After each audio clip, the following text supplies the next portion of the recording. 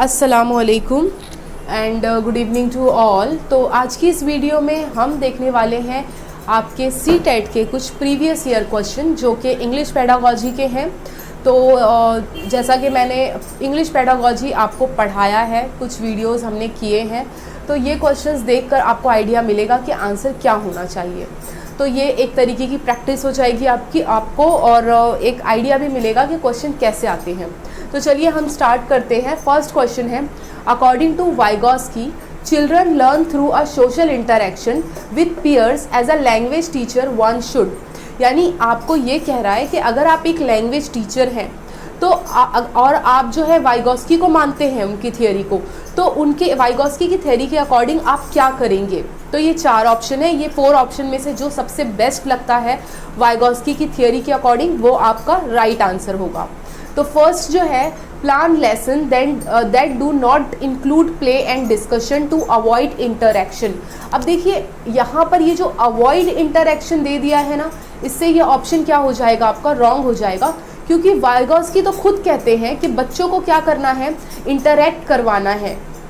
ठीक है, तो वो तो इंटरैक्शन से प्ले लोगों को, बच्चों को ग्रुप में बिठाकर हमें क्या करना है, उनको सिखाना है। मगर यहाँ पर ये कह रहा है कि अवॉइड इंटरैक्शन, तो ये आपका क्या हो जाएगा, रॉन्ग ऑप्शन हो जाएगा। नेक्स्ट आ जाइए, plan your lesson where they can sit individually. अब देखिए यहाँ पर वाइगॉस्की तो ये कहते हैं कि बच्चों का ग्रुप बनाना है, बच्चों को सोशली हमको सिखाना है, समाज के साथ जोड़कर, क्योंकि बच्चा समाज में होगा तभी वो जल्दी चीज़ें सीखेगा। बट यहाँ पर ये कह रहा है कि सिट इंडिविजुअली, यहाँ पर अलग, इंडिविजुअल यानी अलग होने की बात हो रही है, तो ये ऑप्शन भी आपका क्या हो जाएगा, रॉन्ग हो जाएगा। नेक्स्ट आता है, use incentive reward punishment to maintain discipline in the class. मैंने आपको पहले भी बताया है, पनिशमेंट, ये सारी जो वर्ड्स होते हैं ना, ये एक तरीके के नेगेटिव वर्ड्स होते हैं जो कि राइट नहीं होते कभी भी। तो ये भी आपका क्या हो जाएगा, रॉन्ग ऑप्शन हो जाएगा। तो आपका बच गया फोर्थ ऑप्शन राइट होगा, मगर हम फिर भी पढ़ लेते हैं। Plan for pair and group work so they can interact with peers. Of course जब आप क्लास में 2-2, 3-3 बच्चों का ग्रुप बना देंगे तो वो क्या होंगे, एक दूसरे से इंटरेक्ट होंगे, वो दोनों अपने आइडियाज़ क्या करेंगे, शेयर करेंगे, जिससे क्या होगा, दोनों की ही नॉलेज में क्या होने वाली है, इंक्रीमेंट होने वाली है। तो ये आपका सबसे बेस्ट आंसर होगा। चलिए अब नेक्स्ट क्वेश्चन पे आते हैं हम। A teacher notice that a child in her class is having a difficulty in reading. अब ये मैंने इंग्लिश पेडागोजी क्लास में लिया है आपको, और यहाँ पर मैंने आई थिंक 7 to 8 कुछ डिसऑर्डर्स भी बताए हैं आपको। यहाँ पर जो डिफ़िकल्टी हो रही है आपकी क्लास में, एक बच्चा है जिसको किस चीज़ में डिफ़िकल्टी आ रही है, रीडिंग कॉम्प्रीहेंशन में, लैंग्वेज का पार्ट होगा। This could be a symptoms of. तो ये जो डिफ़िकल्टी इन रीडिंग में जो आ रही है बच्चे को प्रॉब्लम, वो किस चीज़ का सिम्टम्स है, आपको ये बताना है।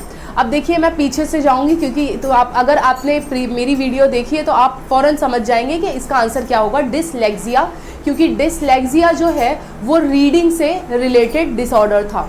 नेक्स्ट आता है डिसग्राफिया यानी कि जो डिसऑर्डर बच्चे को लिखने में होगा, लिखने में उसको नहीं जमेगा, उसकी राइटिंग प्रॉपर नहीं होगी, अच्छे से वो लिख नहीं सकता।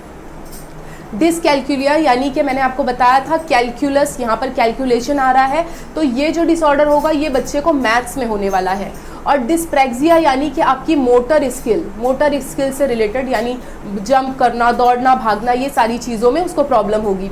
बट यहाँ पर रीडिंग के लिए है, तो रीडिंग के लिए आप क्या याद रखेंगे, डिसलेक्सिया। मैंने एग्जाम्पल भी दिया था कि बच्चा जो है, बच्चे को पढ़ने में क्या होने वाली है, प्रॉब्लम होने वाली है, पढ़ेगा समझ नहीं पाएगा उस चीज़ों को, लाइक वो वॉज को 100 पढ़ देगा, इस तरीके की उसको प्रॉब्लम होती है। तो रीडिंग से रिलेटेड है ये। नेक्स्ट थर्ड क्वेश्चन आता है, you believe that human beings are born with the capacity to acquire language, you believe aligning which of the following theories. अब देखिए ये मैंने अगर उर्दू पेडागोजी देखी होगी तो मैंने कल ही आपको बताया है कि बच्चा जो होता है, वो जो चिल्ड्रन होते हैं, उनके अंदर एक कैपेबिलिटी होती है लैंग्वेज सीखने की। तो ये हमारा ये जो बिलीव है, ये कौन सी थियरी को सपोर्ट करता है, कौन सी थियरी में आता है। तो मुझे पता है कि कुछ लोग इसके साथ जाएंगे, LAD मतलब द लैंग्वेज एक्विजिशन डिवाइस, मगर यहाँ पर उसने उस डिवाइस का नाम नहीं पूछा है, उस थियरी का नाम पूछा है। तो उस थियरी का नाम है नेटिविज्म थियरी। एक्चुअली जो नोम चोम्स्की हैं, नोम चोम्स्की ने LAD डिवाइस के बारे में बताया था, और नोम चोम्स्की की थियोरी को हम क्या कहते हैं, नेटिविस्ट थियोरी कहते हैं। एक्चुअली में जो नेटिविस्ट है उनका कहना ये है कि बच्चों में क्या होती है, एक कैपेबिलिटी होती है भाषा लैंग्वेज सीखने की, जो कि जीन से ही क्या होता है, ट्रांसफ़र होता है, उनका मानना है। तो ऑफ कोर्स ये चीज़ किसको बढ़ावा, किस चीज़ को फॉलो करवाती है, नेटिविज्म की। अगर आपको नहीं पता है कि नोम चोम्स्की की थियोरी को हम नेटिविस्ट या नेटिविज्म थियोरी भी कहते हैं, तो अब आप इसे याद रखिएगा।